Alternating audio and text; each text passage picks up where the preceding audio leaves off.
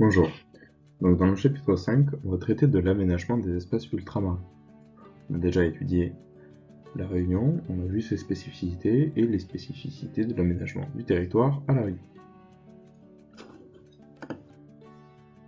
Alors, les espaces ultramarins sont avant tout des espaces soumis à des contraintes spécifiques. Les espaces ultramarins sont des espaces d'abord éloignés de la métropole, plus de 9000 km pour La Réunion par exemple.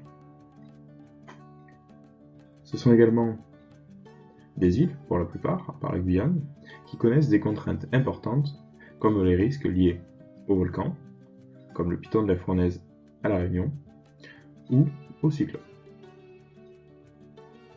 Ce sont également des espaces qui ont des atouts et des difficultés. On va donc s'intéresser d'abord aux difficultés pour voir ensuite les atouts de ces espaces. Voilà. Les espaces ultramarins connaissent des inégalités importantes. Le chômage y est fort, 26% à La Réunion par exemple, contre 10% en moyenne en France métropolitaine. Leur éloignement les pénalise fortement, la vie est plus chère car les marchandises proviennent souvent de métropoles. Ce qui conduit à La Réunion, comme on le voit sur la photo ci-contre, à des émeutes, notamment pour manifester contre la vie chère. Grand B, on va voir les atouts des espaces ultramarins. Malgré des difficultés, ces espaces développent souvent des industries agroalimentaires, notamment de transformation de la canne à sucre, comme à La Réunion.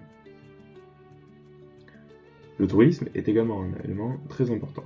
Deux types de tourisme se développent, le tourisme vert, mais également et surtout le tourisme balnéaire.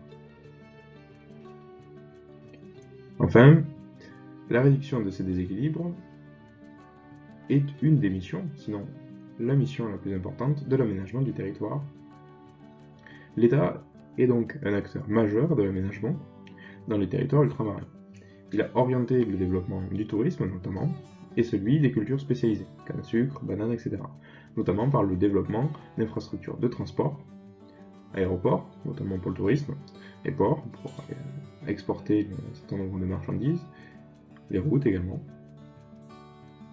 L'Union européenne a également un rôle majeur en renforçant le principe de continuité territoriale entre les territoires d'outre-mer et la métropole. Ces territoires éloignés sont appelés régions ultrapériphériques par l'Union européenne. Malgré tout, ces aménagements sont parfois contestés localement pour leur coût et leur impact sur l'environnement. Enfin, pour conclure, l'aménagement du territoire dans le territoire ultramarin répond à des logiques différentes. Les inégalités sont plus marquées avec le reste du territoire et la politique d'aménagement est donc axée sur la réduction de ces inégalités et le développement économique de ces territoires qui sont souvent en difficulté.